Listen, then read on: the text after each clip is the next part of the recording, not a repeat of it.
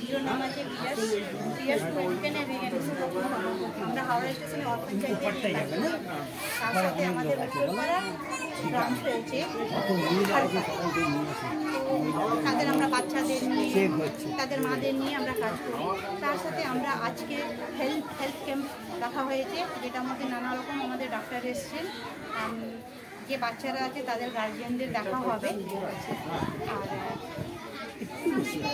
এই ক্যাম্পটা আসলে মানে আমরা করতে পেরেছি মুক্তধারার সহযোগিতাতে।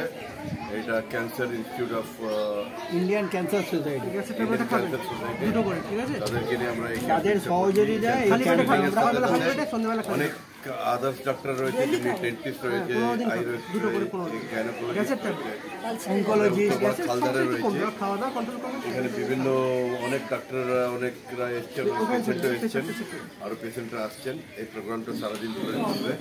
আমাদের সেক্রেটারি, জেনারেল সেক্রেটারি, এদিকে ভাইস প্রেসিডেন্ট জয়া রাউত, আরও সব বিভিন্ন ডাক্তার রয়েছেন, আপনারা দেখতে পাচ্ছেন।